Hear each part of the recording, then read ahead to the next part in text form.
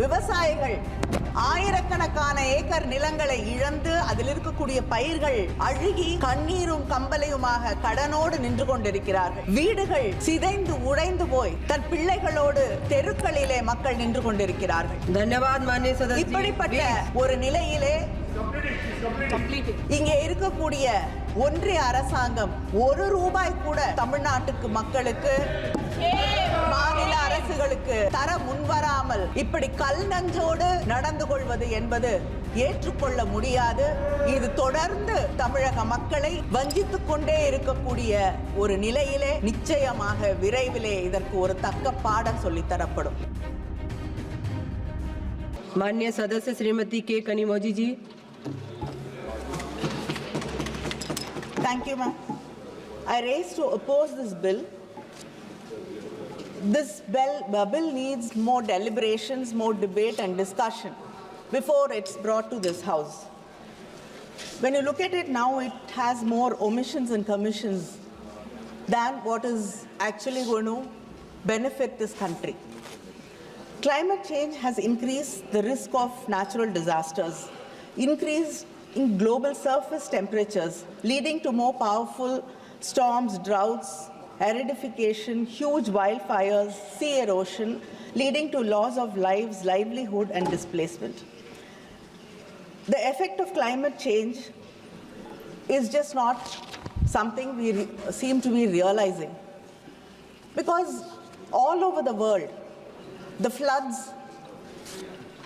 the fires, the droughts are unprecedented.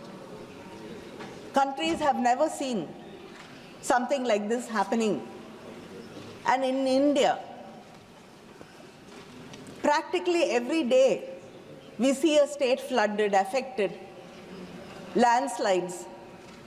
I think it's time that we take disaster management much more seriously. There's no harm in hoping for the best, as long as you are prepared for the worst. We can never take anything for sure in this world, except for, of course, Honorable Member Nishikant Dubey's 0 hours, which I don't think anything else can be taken as a sure thing. And every time there is a cyclone, the union government proudly proclaims that you want the states. But sadly, the radars you have are not powerful enough to predict the storm in advance, giving us adequate warning. Your information is more like astrological predictions and not modern weather forecasts. Only when the storm is within 150 kilometers, you are able to give any clear information or indication about the storm. And that is practically just 1 day's notice. What can a state really do? How many people can it move to more protected areas? What can it actually do in a day's time? Whereas if you upgrade your high-end radars and if you're able to predict, because many of the countries are able to predict storms and disasters, particularly cyclones, at least when it is 300 kilometers away. That is 3 days of warning. If you are able to give state governments 3 days of warning, that will make a lot of difference in protecting the people and in moving them to safer places. And using satellite images with AI interpretations will also be very helpful and give us a clearer picture of disasters, because so many other kinds of disasters we are not able to understand or able to predict. You call yourselves global teacher, Vishwa Guru. Then we cannot be unprepared. If you're going to teach the world, if you're going to lead the world, I think we should show leadership in disaster management and protecting our people. But we don't seem to be really caring, because most of the times it is the underprivileged, the poor and the farmers who are the worst hit. We know how this government treats its farmers. So you've taken away their right to speak, dignity of life and liberty. And now we can't take their lives away too. Like most of the bills passed by the NDA, this bill is also detrimental to state rights. Cooperative federalism, which you keep talking about, has become confrontational federalism in reality. Disaster management is a state subject. Any amendments without consulting the states will have negative impact on disaster response. Para 6.1 has proposed including technical guidance to state governments and the authorities. Does it mean that the state will be bound by the advice of the union? And the bill proposes to create a national level, state level disaster database. This is something I think everybody of us over here will welcome. But will that study really be a in-detail study of all the terrains, all the villages, all the cities, all the states, districts, all the landscape, the terrains, and it has to include if Tamrabarani breaches, you should be able to understand through the data which are the areas which will get affected, which are the settlements which will get affected. If a lake breaches, if a river breaches, this is the kind of data which has to be included in the database. And the most important thing is, once you collect data and create a database, most of the time the state governments are not able to access that data. This should not be the case. Because we're playing with lives, it should be easily accessible to the state governments also. And we have to understand that sea erosion, and we have a very long coast, and every coastal city and village has the problem of sea erosion. Coastal areas are getting eroded, and also there are predictions that many of the cities in this country will be submerged. Many parts of the cities will be submerged underwater. So we have to take this into consideration and plan ahead to keep our people safe.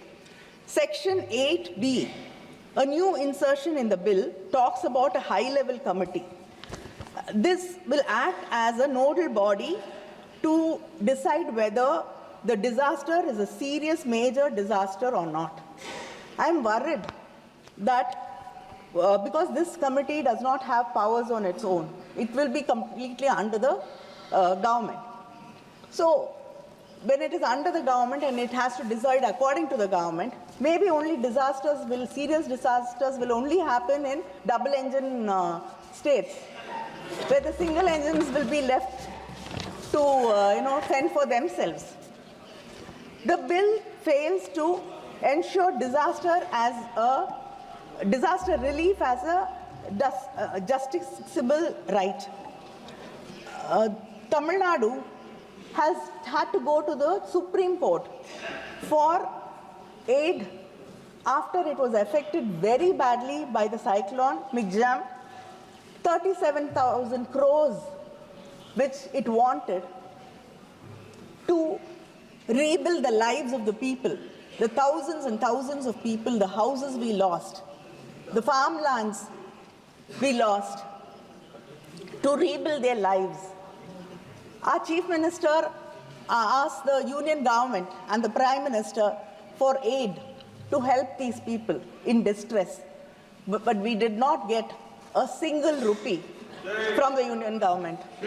And today, we are forced to go to the Supreme Court. Wayanad has, it was such a bad disaster in front of our eyes.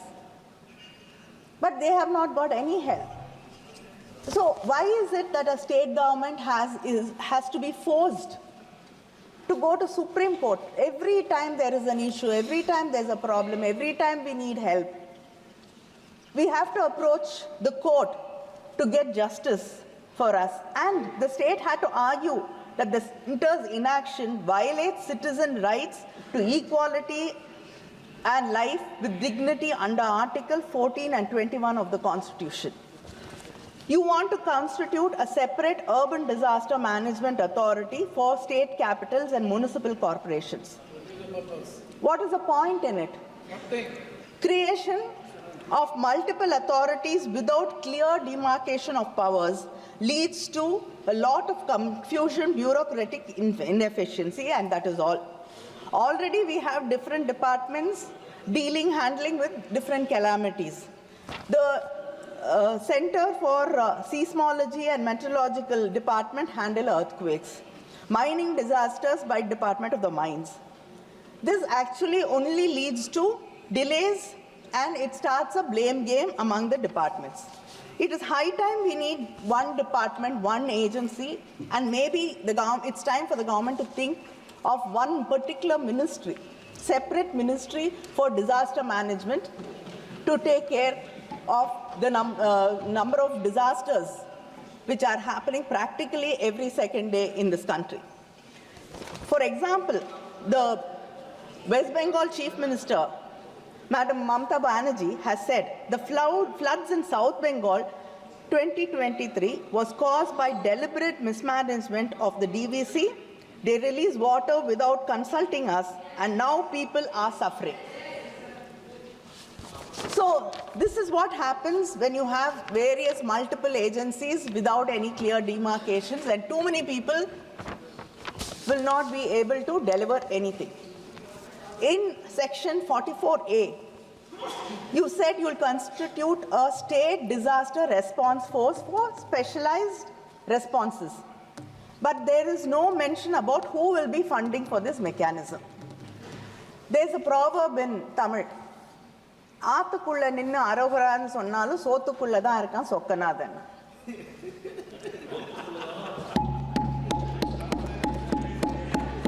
So, if you don't tell us who's going to fund it, again that burden will come on us. So I think the bill has to be very clear about who is going to fund this disaster response force for specialized response. India has, and moreover, India has witnessed over 5,000 deaths from 2014 to 2020 due to heat waves. Due to global warming, it's expected to increase and become frequent, the heat waves. The government has to notify heat waves as a disaster.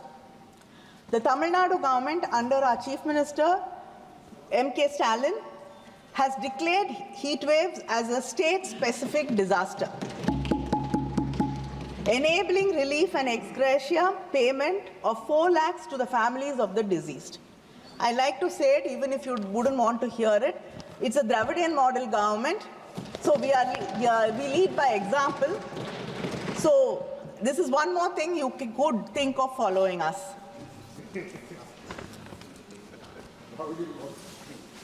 Allocation of funds under the SDRF. Its 30% weightage is given to population and the area. This puts states like Tamil Nadu, which has controlled population, at a very big disadvantage. You're giving 30% weightage for the funds to be released to us. It puts us at a disadvantage. It is like you're punishing us for making sure that our population is under control. இது நல்ல படிச்சு நல்ல mark வாங்குற பிள்ளைய கொண்டு போய்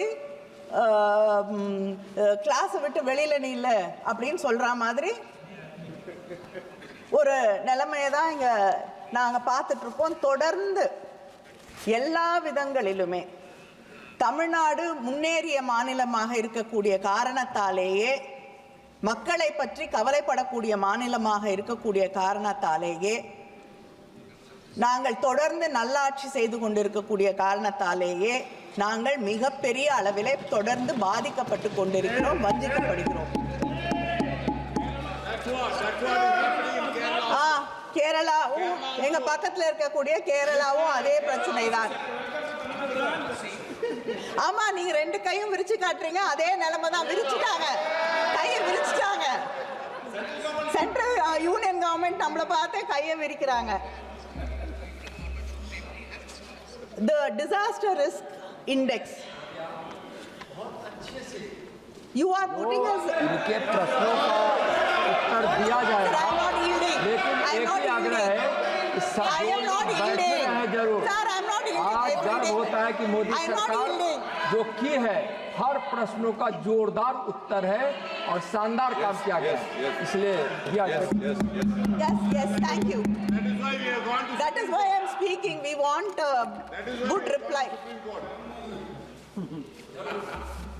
Minister, that is why we have gone to Supreme Court, taking the begging bowl.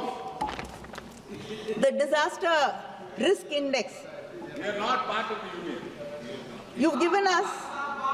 You've put us along with the West Coast.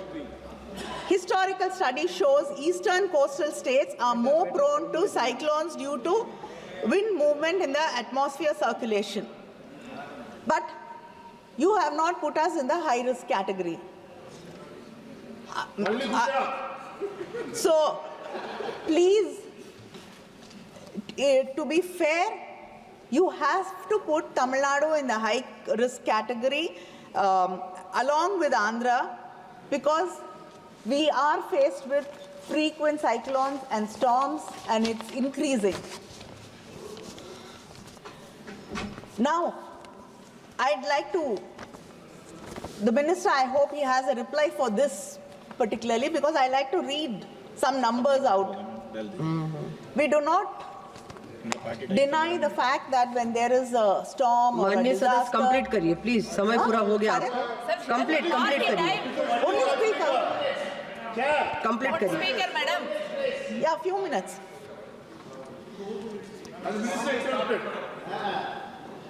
In 2015 to 16, when there was floods in Tamil Nadu, they asked for 25,000 crores.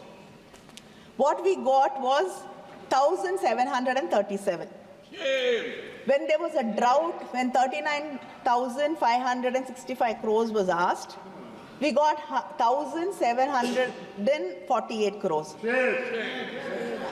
When there was Varda cyclone, when it hit us, what we asked for is 22,573 crores. What we got was a mere 266 crores. Then again, when Oki cyclone hit Tamil Nadu, we wanted 9,302 crores. We got 133 crores.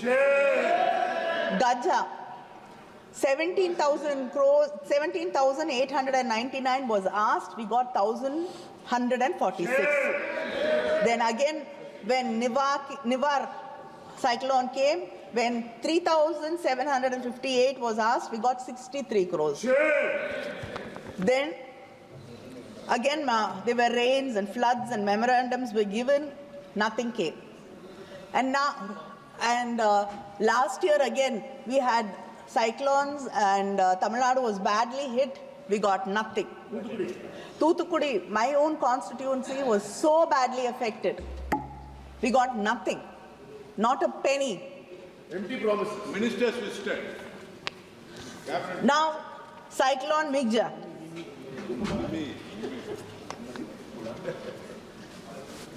Around 37,000 crores was asked, we got nothing. Now the Tamil Nadu government has been forced to go to the Supreme Court to get justice. And the cyclone Fengal. First, initially, the Chief Minister asked for 2,000 crores. Then, after the central team visited, we asked for 6,675 crores. We have got nothing. But then the central government announced that the union government Please, announced Manya Sadhya, that complete it got kariye. Please complete 2 kariye. minutes, 2 minutes. Announced 2 minutes. I'm finishing. They announced that they're giving 944 crores and made it sound like they're giving us compensation for the floods and the cyclone. But actually, it was the STRF money which they had to pay. You're not giving us any money from the NDRF. But whereas the states have to bear all the brunt of what happens to its people, to the farmers, to the lands, houses washed away, lives lost. We have to take care of all of them. But you call this as one nation. And GST compensation. Tamil Nadu has lost nearly 20,000 crores in GST compensation. We've lost our fiscal autonomy. How do you expect माननीय सदस्य us please to complete take care करिए. of our people? 1 minute, madam. விவசாயிகள் ஆயிரக்கணக்கான acre நிலங்களை இழந்து அதில் இருக்கக்கூடிய பயிர்கள் அழுகி கண்ணீரும் கம்பலையுமாக கடனோடு நின்று கொண்டிருக்கிறார்கள். வீடுகள் சிதைந்து உடைந்து போய் தன் பிள்ளைகளோடு தெருக்களிலே மக்கள் நின்று கொண்டிருக்கிறார்கள். धन्यवाद माननीय सदस्य. இப்படிப்பட்ட ஒரு நிலையிலே இங்கே இருக்கக்கூடிய ஒன்றிய அரசாங்கம் ₹1 கூட தமிழ்நாட்டுக்கு மக்களுக்கு மாநில அரசுகளுக்கு தர முன்வராமல் இப்படி கல் நஞ்சோடு நடந்து கொள்வது என்பது ஏற்றுக்கொள்ள முடியாது. இது தொடர்ந்து தமிழக மக்களை வஞ்சித்துக் கொண்டே இருக்கக்கூடிய ஒரு நிலையிலே நிச்சயமாக விரைவிலே இதற்கு ஒரு தக்க பாடம் சொல்லித்தரப்படும். நன்றி, வணக்கம்.